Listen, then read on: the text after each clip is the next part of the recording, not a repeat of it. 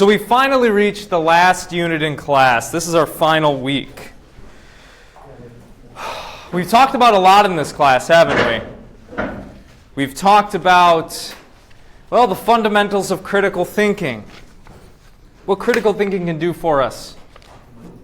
How it's useful. What it consists in, Its relationship to arguments and their properties. We looked at fallacies. We contrasted all of this with rhetoric, which is the art or study of the means of persuasion in speech or writing. And then after looking at that stuff, well, we did a bunch of philosophical case studies. I walked you through some important texts in the history of philosophy that offer us a bunch of different views about, well, what the heck all this is, how it should be, how we should live. But there's something we have not explicitly discussed yet, which I think is a wise move to do in any critical thinking class like this. The nature of the education that you're receiving. I hope today's class will prompt some self-reflection in you. Because if you're anything like me, many years ago, I decided to go to college because I thought that's what I had to do.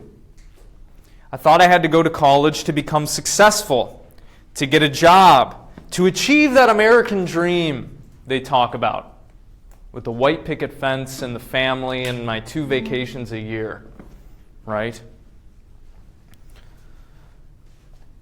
So why are you here?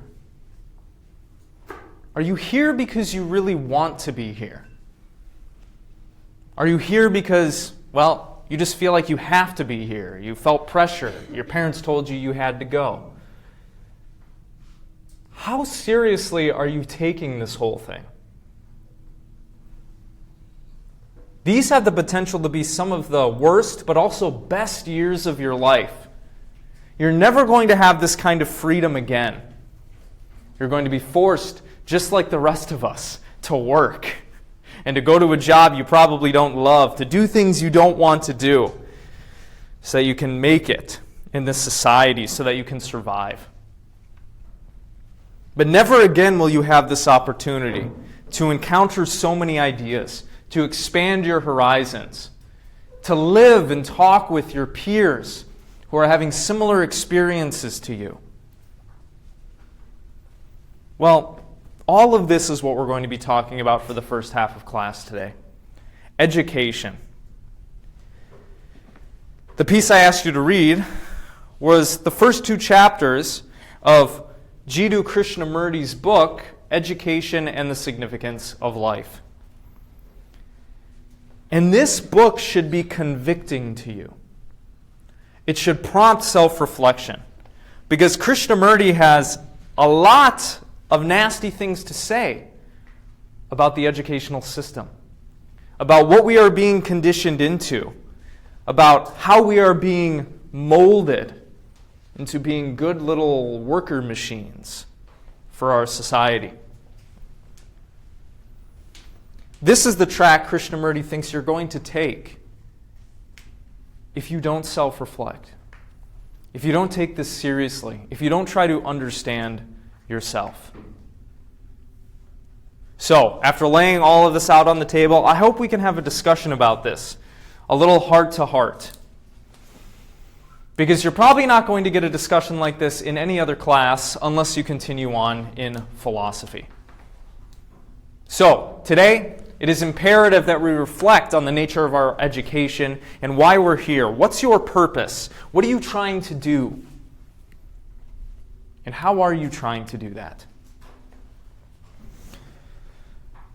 Well, I kind of already gave it away, but Krishnamurti thinks that there are some things that are deeply wrong with how we are educating children today. With how toddlers are being educated, with how elementary school kids are being educated, high school students, and you, even you guys. He thinks that this whole educational system is conditioning us to seek lives of safety, to imitate other people, to Well, go with the flow of what everybody else is doing. To conform, to obey, and to become good workers. I mean, what is our educational system about in this country, for instance? How do we do it?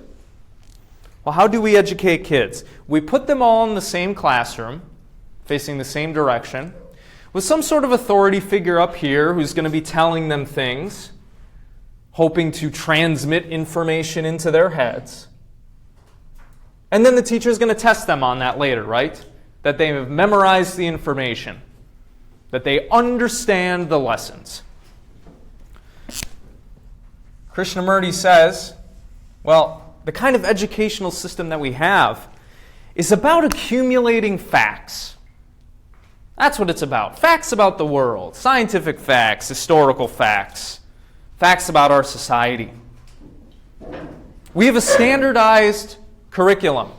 We have a standardized educational system with these things called standardized tests, right? Where across the country, if you go to a public school institution, everybody's being taught the same thing, right? You got your math, your history. You're not learning survival skills. You probably don't have a shop class anymore. No, you're learning about psychology and chemistry and biology. Everybody's getting the same facts, what has been proven with science. And they're given these facts in the same environment. That is, the same kind of delivery, the same kind of mode of teaching. And what is the purpose of all this?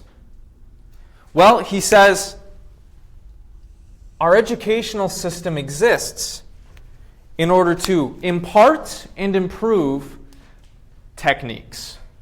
What are techniques?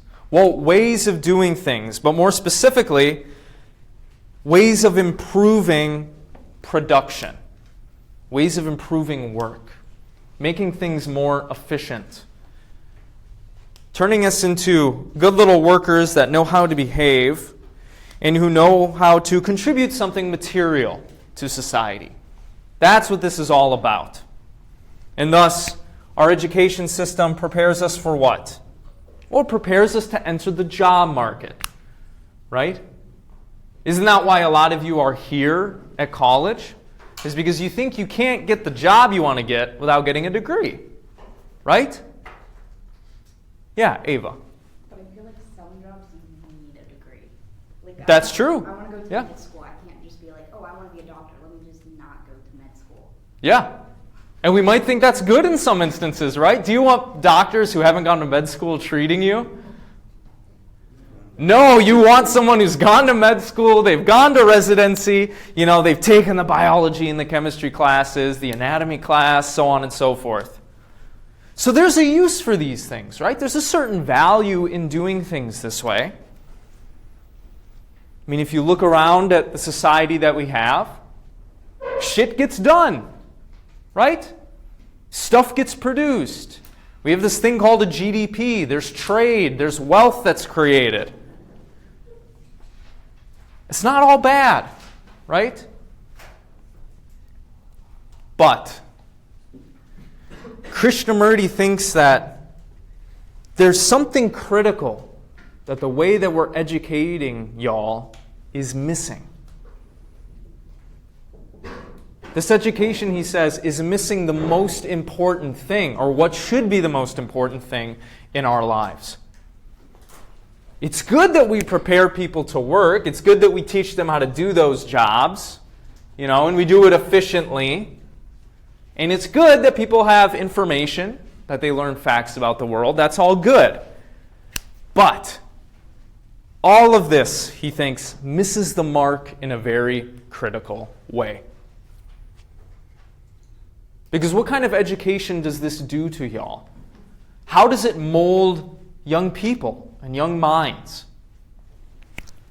Well, he says this kind of education, these norms that we have, how we raise children,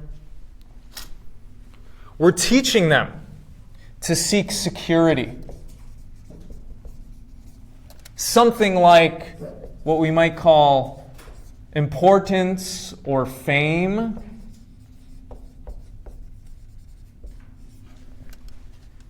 And what may perhaps be the biggest one? What do you live your life according to? Money. What does money allow you to do? Get shit, buy stuff. Why do you even want to buy stuff? Who cares about that?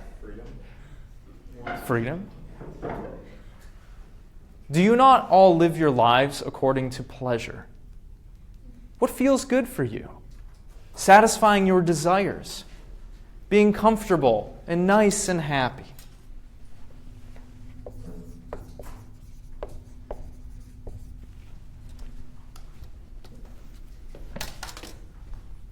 There's nothing wrong in itself with security, with being important to others, leaving behind a legacy, or living pleasurable lives.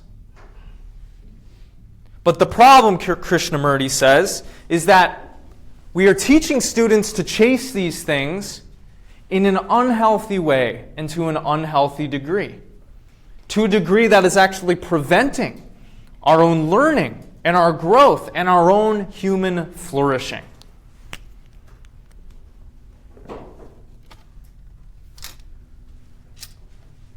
So when we educate kids, what do? Well, again, we sit them down in the same environment. We blast information at them that we expect them to memorize. And we impose penalties on them if they don't do what the teachers say, right? If they don't do things the way the teacher wants them to be done. This kind of compulsory education is leading to a lot of issues. What does it do in our society to have teachers breathing down their students' necks, mandating them to do particular things? Well, it conditions us to listen to authority, and it might inspire in us a certain kind of fear. But most importantly, he says, it leads to conflict in society. We've created a system in which we've all taken on this view that competition is a part of life. And yeah, we all need to compete. Krishnamurti does not think that is good.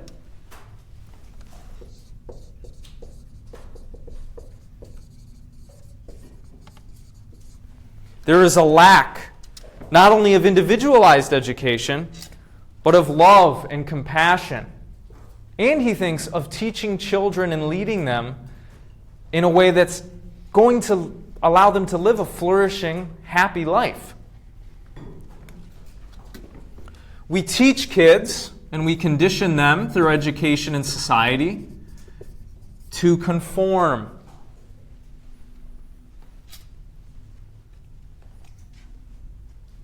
Look no further than this classroom. Y'all do the same things. You behave in the same ways. You go to the same places. You follow the same rules. You listen to the same people. We're conditioned to conform to the rules and the structures around us. Why? Well, because if we don't conform, that's going to rock the boat, right? And we might get yelled at. People might not like us. We might not be able to be as successful as we could have been otherwise. But what does this lead to? Teaching everybody to conform to the system, the rules. Well, it leads to lack of creativity, lack of curiosity, lack of originality, lack, we might say, of real individuals who have their own authentic desires and feelings and goals.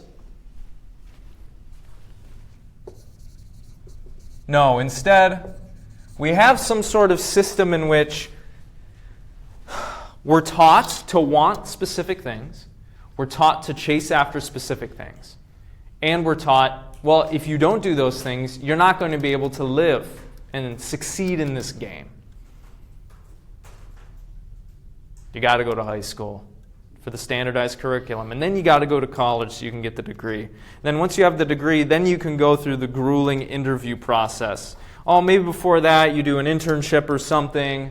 And then finally, you've made it to your job. If you're lucky, you can work in that job for 45 years. With 2 days off a week. And then you will die.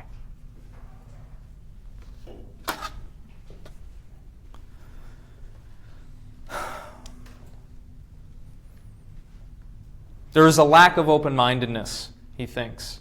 There's a lack of exposing students to controversial ideas, ideas that would allow them to learn and grow, ideas that would actually challenge their views, ideas that would get them to question whether or not this kind of system that we have is actually leading to human flourishing. Thus, these lives of comfort that we're conditioning people into, these obeisant lives that accept and kneel before the rules and all these authority figures without questioning them,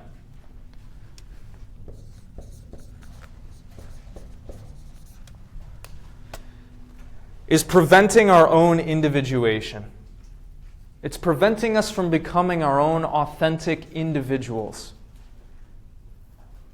doing what we ultimately want to do.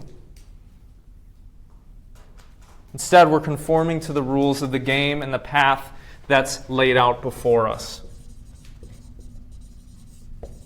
And not only do we not think there's nothing wrong with that, we've come to believe that that's the only way we're going to succeed in this society, is if we follow this high school, college degree, job path.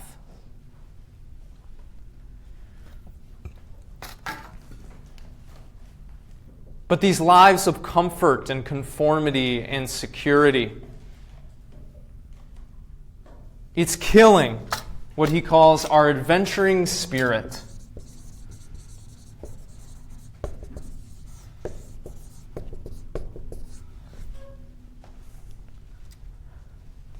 Do y'all go on adventures often?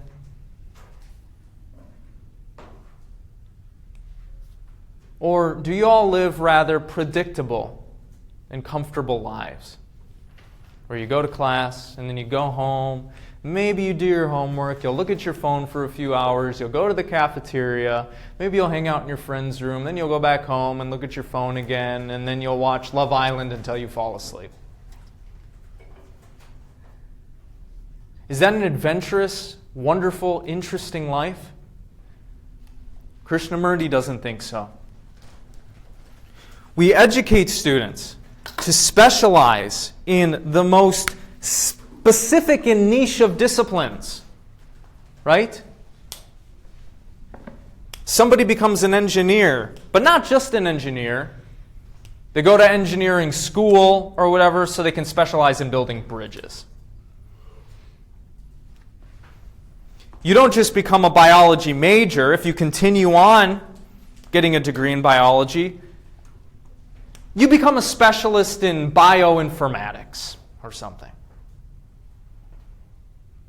You don't just become a mathematician if you get a math degree. You become a mathematician specializing in conjectures about prime numbers or something.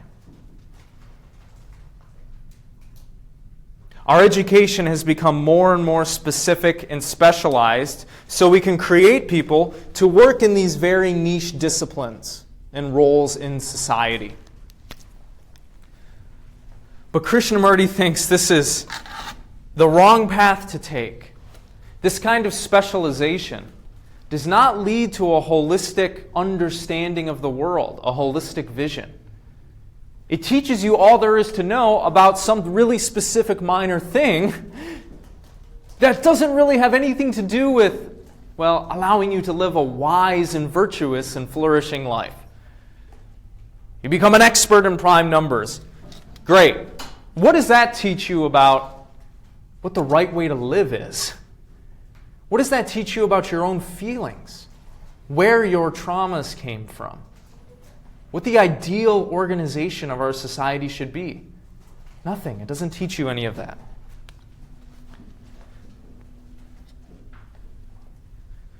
But what's the worst about all this, Krishnamurti thinks, is not only are we preventing the learning and growth of individuals, preventing them from becoming authentic people with original desires and a holistic vision and wisdom.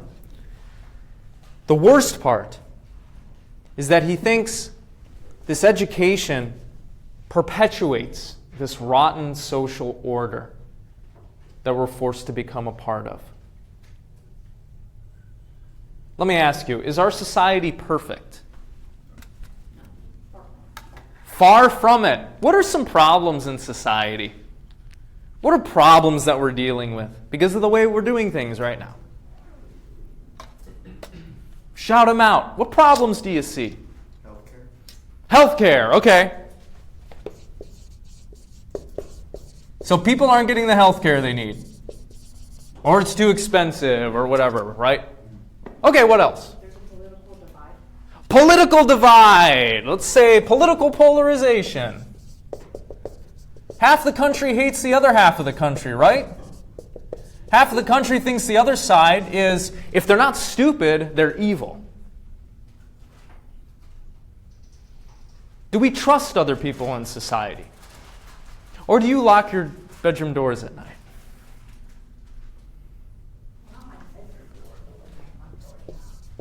Definitely your front door, right? You wouldn't go to bed without locking your front door. Good. What are other problems in society?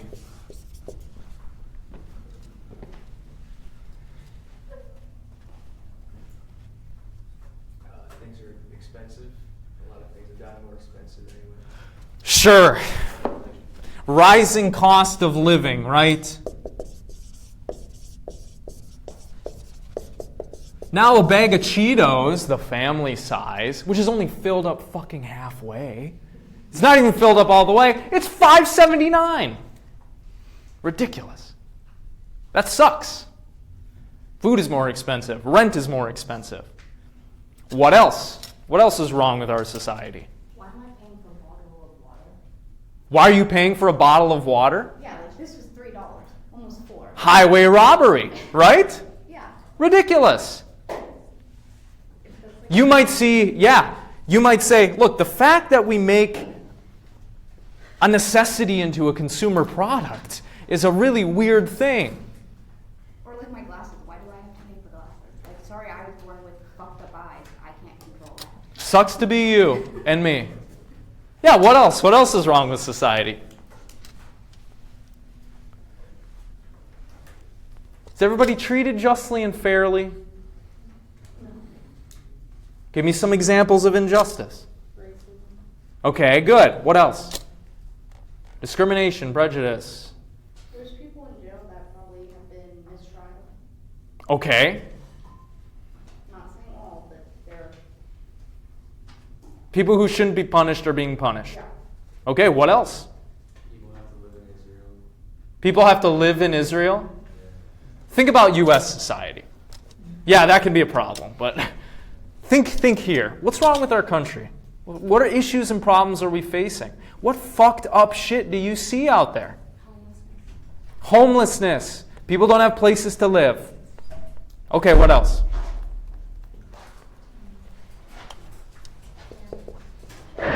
You say camping? Famine. Let's say hunger. Let's say homelessness. What else? Or does this completely explain all the problems we have? Keep going. Fred.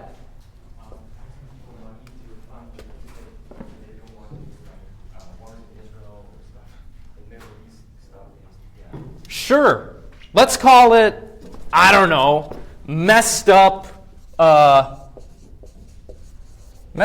economic policy or something. Our taxes going to things we don't want our taxes going to or something. Okay. Good. What else? There's a wealth divide. Inequality. That sucks, right?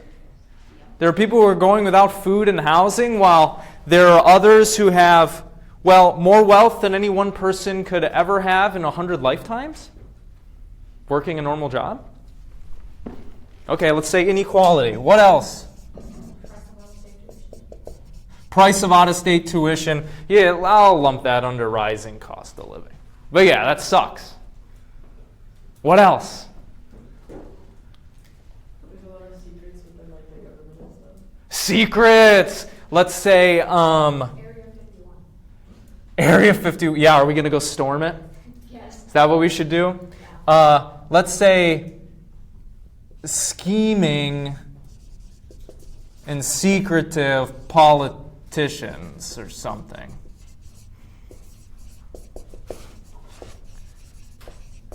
So that leads me to think you don't necessarily trust all our politicians. Oh, God, no.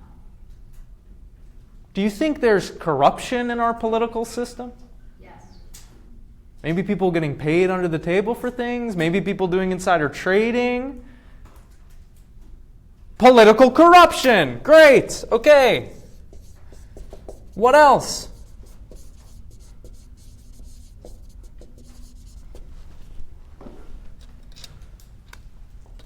How are we treating the environment? Are we recycling everything so we don't have any waste? No. No. Most people aren't. We have a lot of waste? Yes. And we're just dumping it in places? Yep. And what kind of effect is that having? Say that again?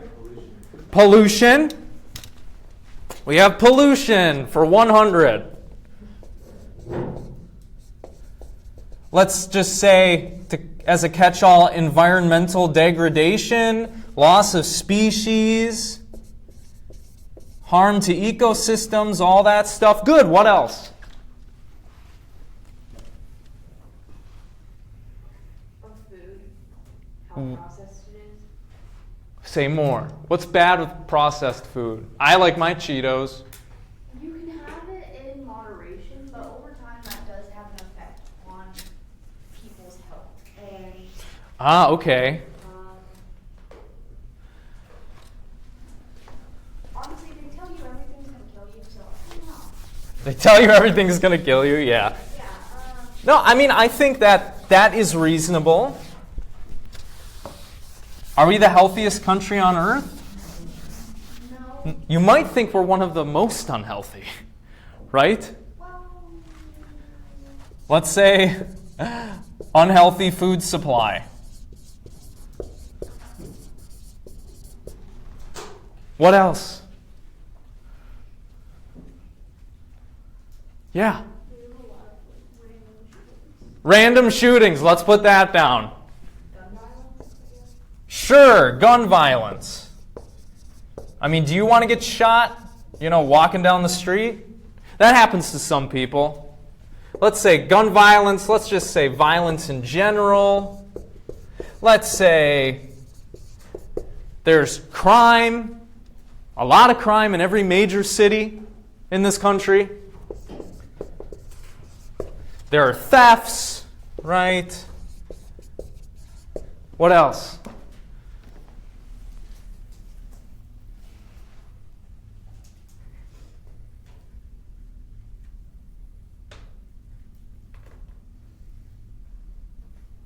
A lot of jobs nowadays come from connections. Okay. Like luck, I guess. That's kind of what it's based off of. Let's say employment unfairness. Yeah. Maybe. As a little catch-all. You're thinking of like nepotism, right? That would be an example of this.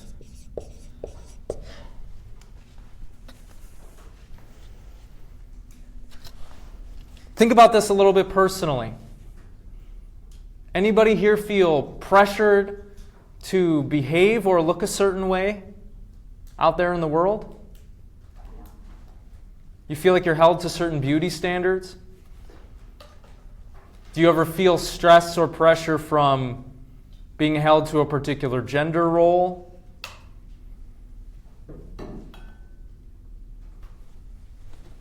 Let's say social pressures and expectations. That brings people suffering.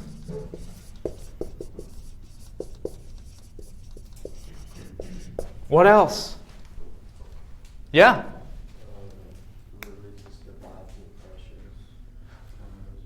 Religious divides. Yeah, let's say, generally speaking, ideological divides. That can cover religion and political ideology and economic theory. Let's say ideological divides. That seems to be one of the reasons why we have such high political polarization in this country, right? How are people doing mentally? You guys feel like you're the best you've ever been? I'm strong, I'm resilient, I'm healthy, I got my impulses under control. No. No? Oh, God. Anybody feel depressed? Anybody feel anxious? Anybody have any other mental illness? People are suffering from mental illnesses. Are there a lot of people addicted to things in this country? Like what? Drugs, alcohol, what else? Our phone. Screens, what else? Gambling? Oh, are you a gambler? Sex? There's some sex addicts, right? I don't know if that's what you said. That's what my dirty mind heard, apparently. There's a lot of hatred and resentment, isn't there? There's envy, there's hatred, there's resentment.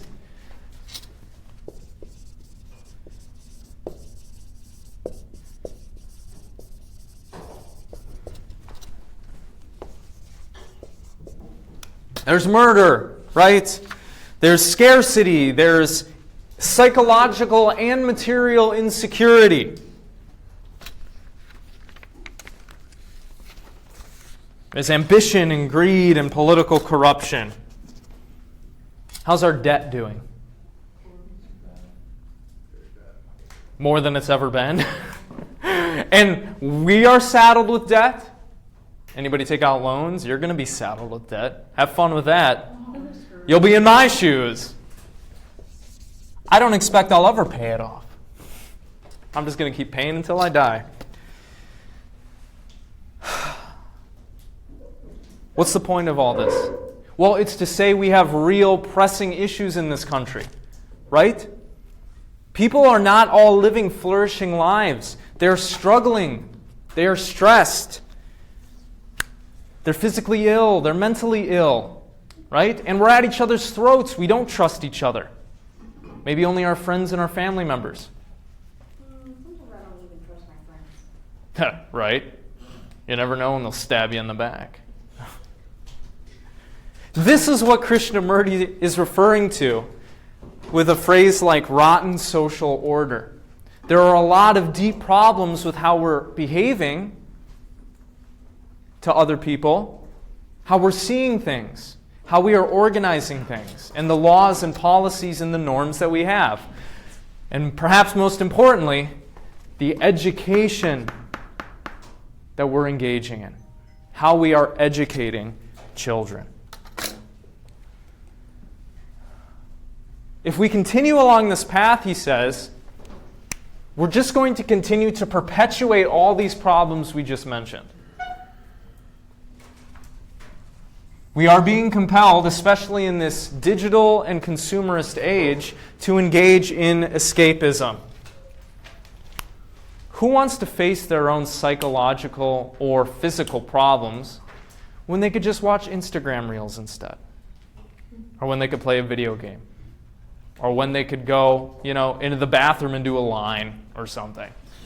Ava? I feel like I kind of want to face all my issues so they don't get worse. I feel like that's kind of necessary sometimes. It seems to be for a lot of people, right? We have our crutches and we need those crutches. Yeah, but I'm saying I need to better myself. We all do, right? Yeah. We all do. This state of affairs is what he calls the decay of life. If you can empathize or see yourself in any of these problems or any of these modes of life, the consumerism, the materialism, the addiction, the hatred, resentment, polarization, ambition, if you can see yourself in any of that, ask yourself, are you truly living? Are you truly flourishing? Are you living a happy and fulfilled life? Or, perhaps, do you think you might be living a life that you've been conditioned into, you feel like you have to conform to, in order to succeed? I also feel that our society is not letting us have that opportunity.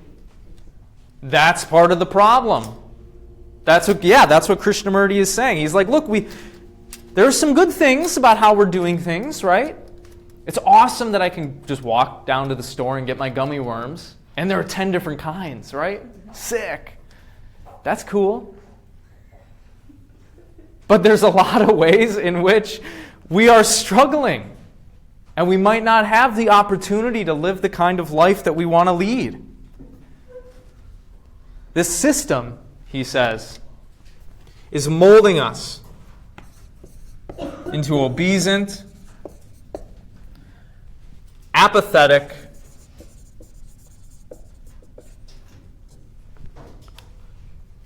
worker automatons.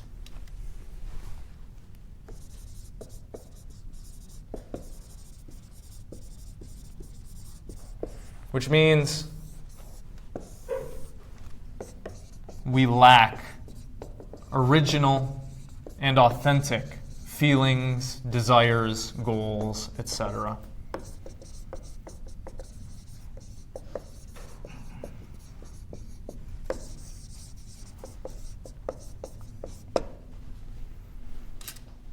He says quite strongly that thinking and living according to how we're doing things right now is not going to lead to true human flourishing.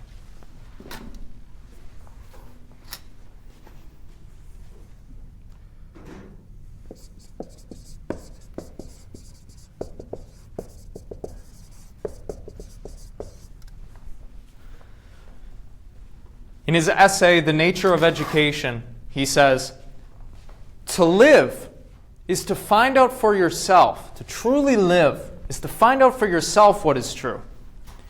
And you can do this only when there is freedom, when there is continuous revolution inwardly.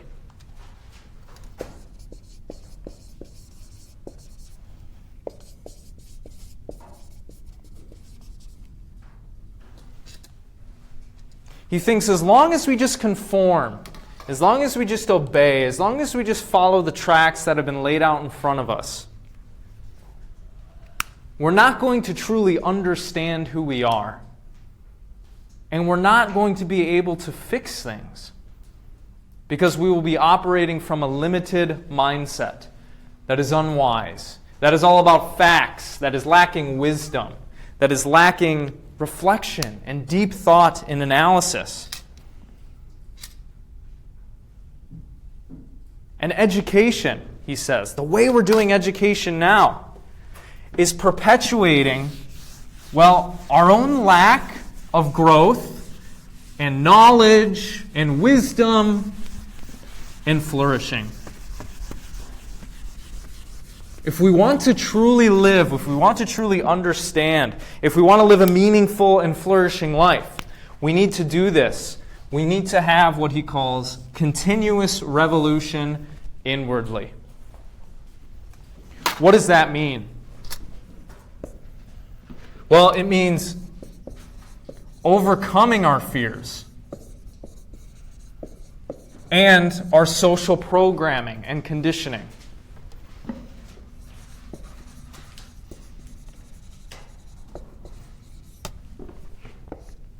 It means breaking from our harmful patterns and modes of thought.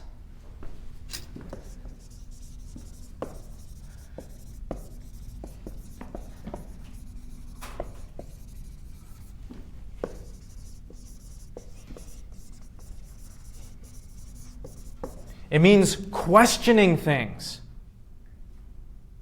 actually reflecting on things. Like Plato tried to tell us, right? Not just accepting what we're told or accepting the way things are, but questioning them. Really, he says, if we want to break out of this social programming, if we want to stop perpetuating all these problems and our own suffering and other people's suffering, it's going to require a radical inner transformation.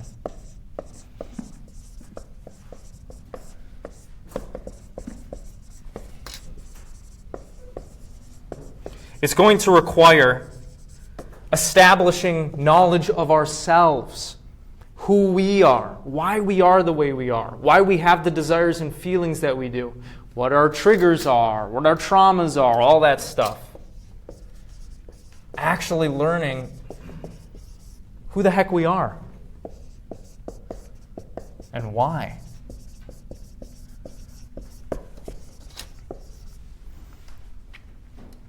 Only by doing this, by questioning, by changing how we're seeing and doing things, by achieving an understanding, a deep understanding of ourselves, can we acquire this freedom.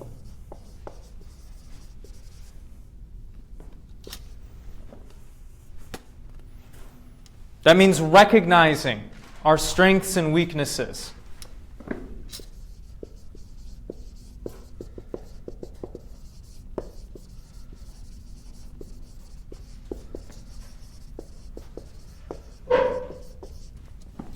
Recognizing what we can do to improve things and to help others out.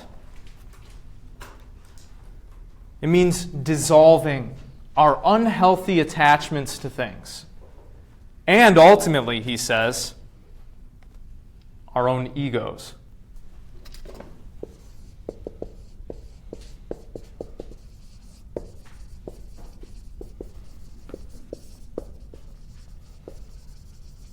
No, running out of space.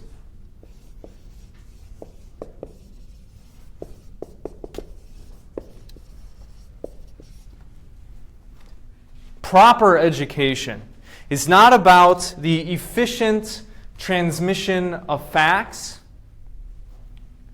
Proper education teaches one to live and to understand what he calls life.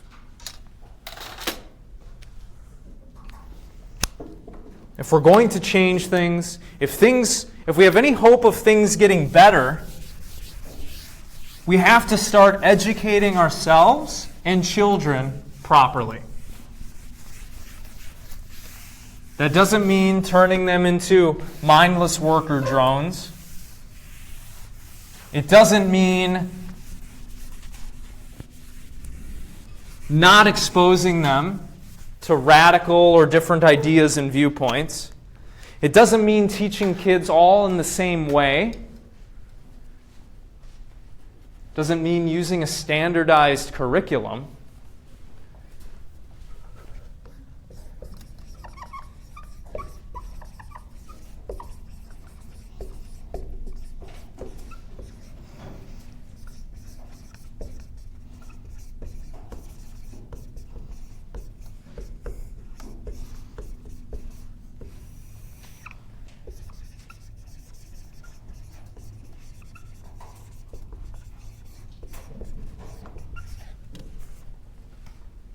It requires that we understand life.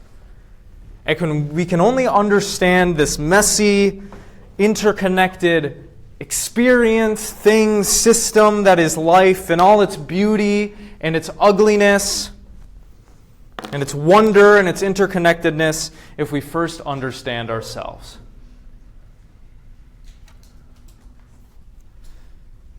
Wisdom, he says, is cultivated from questioning and living, not memorization of facts.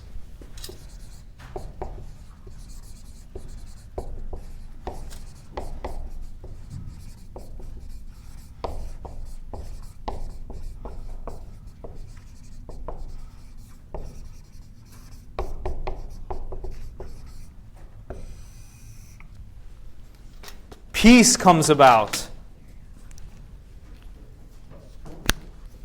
by leading with love and by connecting with other people. Not just coldly and detachedly judging them before we even know them or speak to them. Happiness, he says, doesn't come from following the script or going through the motions or following the path that your parents or society has laid out for you. That's only going to come through your personal individuation. The journey of you understanding yourself and your true desires.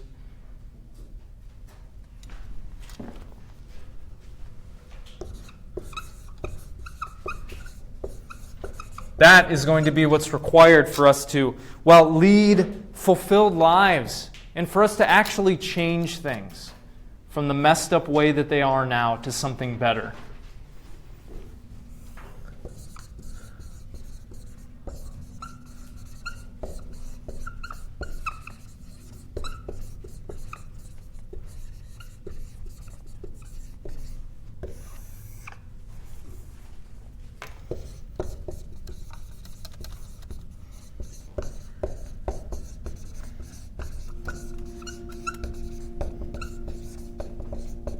So like Gibran was saying,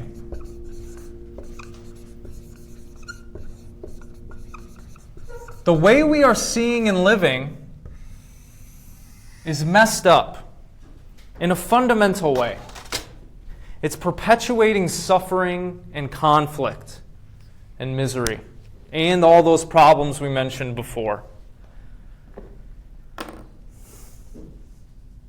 One of the big problems for this is education, how we are educating people.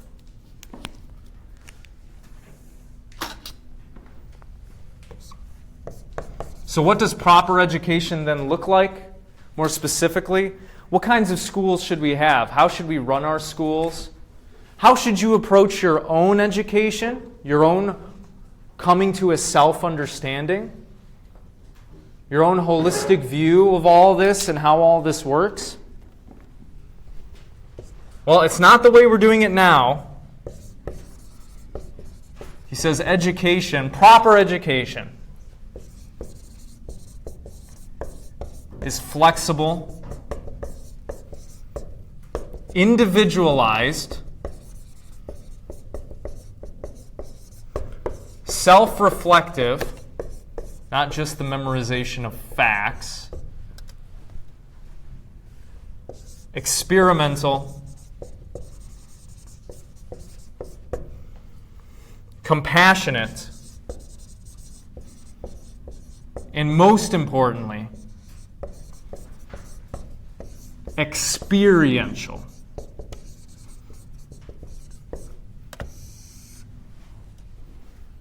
A real, proper, true education requires that you go out and you experience. You feel things, you go through things, you process those emotions.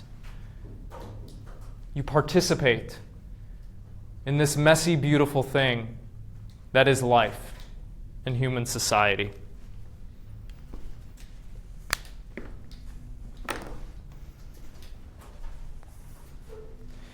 Without at least trying to do this, he says, things are not going to get better. We're going to continue to become, pitiful little resentful addicts who don't have our impulses under control, who don't understand this magnificent thing.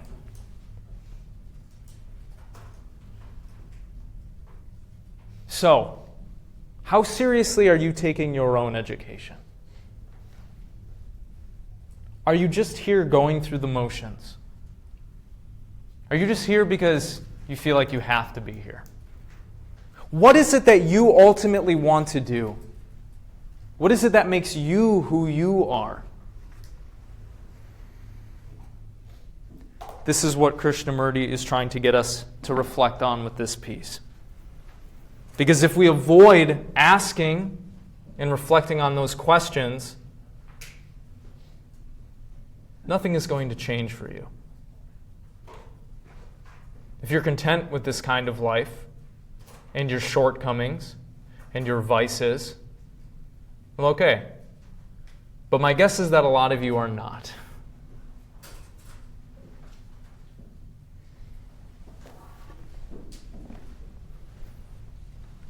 Okay, so what do you think? What do you think about the view he's laid out here? The prescriptions he offers?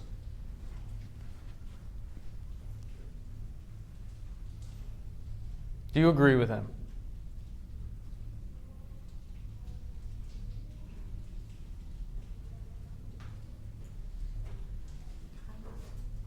Kind of? Okay, say more. I mean, maybe it's just the way I'm used to. Like, I'm used to how things are now. So maybe that's why I don't fully get it. But he makes a good point. He makes a good point. How education should be. You think there are problems with education Yeah. in our nation today? Yeah, but I don't think there would ever be a perfect education system. So I bet there will be flaws in that one too. Sure. So, Yeah. and I mean, self-reflection doesn't always lead you to reflect on the right things. Like, if you're reflecting on something you're not necessarily reflecting it correctly. Yeah? You're not interpreting it correctly, you're not experimenting it correctly. Like, you need instruction, and you need to be told, like, things like that. Yeah, I mean, we don't come prepackaged with the knowledge and skills that we need, right? And we make mistakes, right? Yeah? Okay, what do the rest of y'all think? You agree with him? Do you think he's loony? Just a weird Indian guy? Emma? I think that I agree with the part where he says education should be more like flexible and individualized. I don't think everyone learns the same way. So I think Okay. he's on something. But like she said, like it's never gonna be perfect. But I think that there's things that we could implement to make it a little bit better, I guess you could say. Okay. And I think self-reflection is a good thing. Even though we might not all do it correctly, I think you need to understand who you are as a person in order to understand how to combat that. Okay. So you kind of agree with what he's saying? Okay.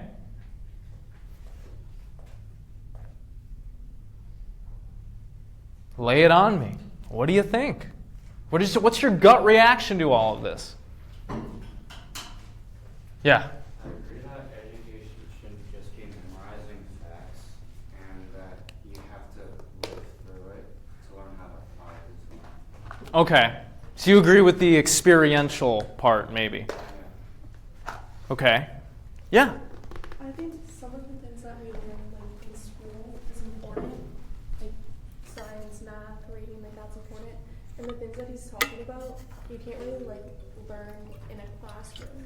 Like things in the education system, like you can be, there are things that should be fixed, but it's not gonna like teach you how to really live because you're like in a classroom. You have to like try and experience that. Yeah. So you might think, look, there are things that students need to be educated on. You know, like people need to know how to read and write, right? They need to know their numbers. They need to know basic mathematical operations, right? I think you would agree with that if we're all going to live together in this thing called society and do all this. He thinks, however, that stuff isn't the most important stuff. Kind of like Gibran, he has this, I don't know, mystical view that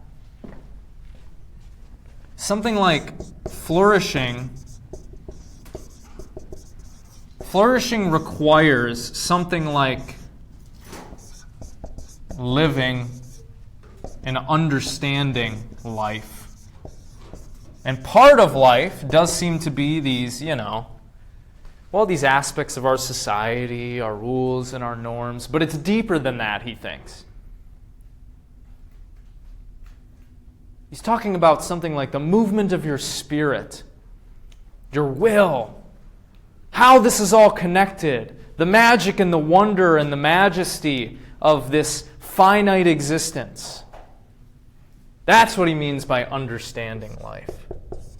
It means thinking about that, living that, questioning that, trying to make sense of that. Why are we here? What's our purpose? What the hell's going on? What am I supposed to do? He seems to imply those questions should take front and center for you.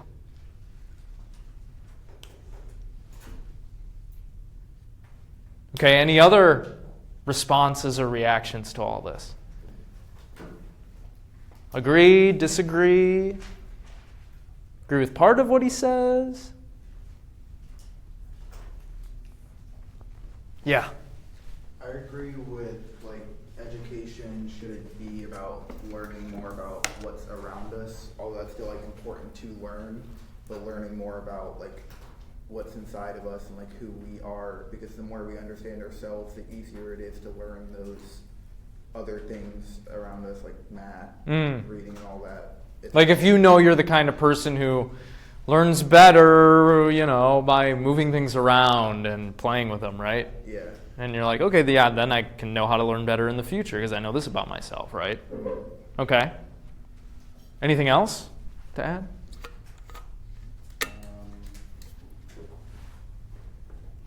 I feel like changing the education system to learning more about yourself does bring more of that creativity, like you said, and bring more of just those, like, I guess, I don't know what to call it, like feelings, I guess, emotions that are, like, necessary to the everyday life. Okay. And there's something good about that, something necessary about that? Yeah, just like being able to have those feelings and senses of just creativity as a whole and curiosity for the world around us is how we create ideas and how we can think of these different things to, I guess, fuel the world. Okay. Thank you. Yeah. Anything else? Ava? I definitely do think the way our educational system is set up does kind of dampen people's creativity. Always, as a kid, I was always told, you have to get a reasonable job, you have to do this. Because I originally wanted to be an English major, but my parents were like, no, choose something more reasonable. Because that's what's going to get you farther in life than what your true desires are. Which I think is broken in some capacity. And then also when it comes to memorization, I think a lot of people don't learn. There's a difference from learning and truly understanding what you're being told versus memorizing it. I agree. And I think unfortunately a lot of kids are suffering because of the way our education system is built. Like my little brother, he's 7. He can't read properly. A 7-year-old should be able to read. I was reading when I was 7. But that's because schools aren't teaching kids phonics anymore. They aren't teaching them how to break a word apart and understand what each sound is and how that comes together to create that word. They're just telling the kids to memorize it, and it's broken. It's broken and it's screwed up and it's awful. Yeah. So you bring up a good point here, which is something like this. Like, look, there are different levels to these problems, and there are different problems in our educational system. So it's something like, let's say on level 1, we have things like, bad instruction. We have things like, badly run classrooms, on the level of just educating. Bad or improper instruction, lack of preparation for college, all of this stuff.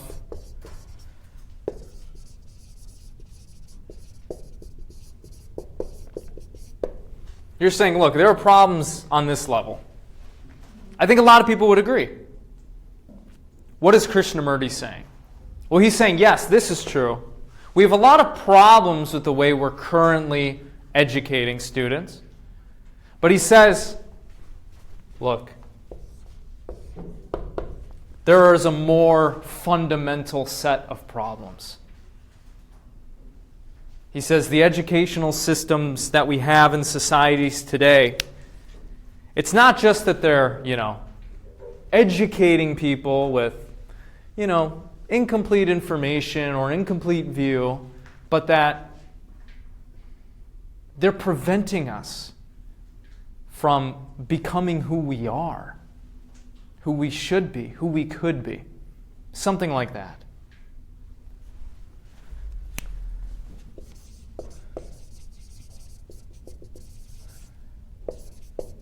They're preventing our own human flourishing. Such that even if the problems on this level were fixed, if we just kept the things the same, we would still have all of the same societal problems and people would still be unhappy and miserable and addicts with mental illnesses.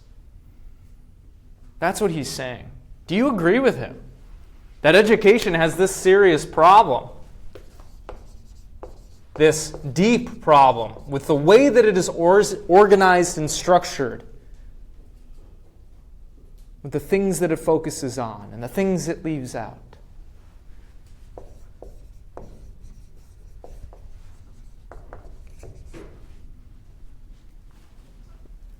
Yeah. Yeah, I don't think I should be in high school be forced to take 3 different electives or take PE 2 times a semester versus take instead of have more options a business elective or marketing or something I could actually use. Okay. Yeah, sure. Or how there's so much different schools when you go to a private school are you paying for good teaching or are you paying for a good environment? So the people around you shape who you are. Yeah, that's a good question. Yeah. I feel like the educational system has also gotten much too competitive and you have to do these certain things and much more focused on this form of education, and it's so competitive that you have to focus so much to not make these certain mistakes and all these things when making those mistakes are what's going to grow you stronger in the end. And even if I feel now if you do make kind of a mistake to a certain extent, it can kind of take you out of certain opportunities later in life just because of how competitive the educational system is. Krishnamurti would agree. Yeah, he would say this whole system it's not fostering cooperation and understanding. It's fostering conflict and competition later in our lives. Because only one person's going to get the job. I feel it's focused more towards what grade up you're going to get in the end and not towards are you actually learning what you're supposed to learn in the way you're supposed to learn it. Yeah. Yeah, why are you taking this class? What do you ultimately care about with regards to your participation in this class? Is it a letter grade? Is that what you're ultimately after? Because you want something to look good on your transcript so then you can get the job later? What's more important than the letter grade? Well, how about mastery over these ideas that could expand your horizon and fundamentally transform you into a more happy person?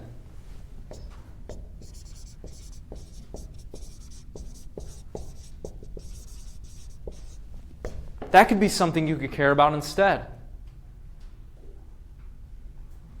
You could argue there's something even more important than that.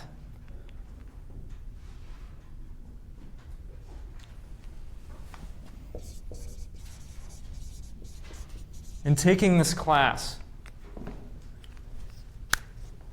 you're engaging in a lot of different actions. You're establishing or not establishing habits. You're making decisions. And every decision that you make, every action that you take, molds your character. You are creating who you are going to be every single moment of every single day. And you will find that when you get older, if you've not made the smart and disciplined decisions when you're early, you will find yourself living a bad life later. Very difficult to change. Maybe this is the thing you should care about. What kind of person am I turning myself into by my behavior in this class or my lack of taking action? These are the things Krishnamurti would have you prioritize and focus on. This does not matter. This is useless. Yeah.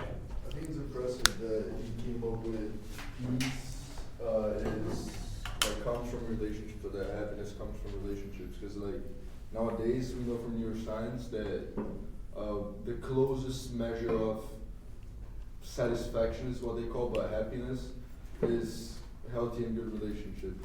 And he came up with it, what, 180? This would have been like in the mid 20th century, Yes. a little earlier. Yeah. So, all of this is to say, you should be seriously reflecting on what you're doing here and why. Because you are creating the person you're going to be. You are determining your life path here. What is it that ultimately matters in life? What is it that you ultimately want? That is what you should be focusing on and pursuing while you have this opportunity.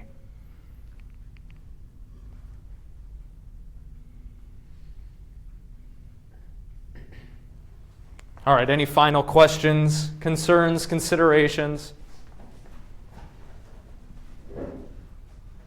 All right, let's go on break then. Coming back in 10 minutes, and we'll have maybe a more lighthearted discussion.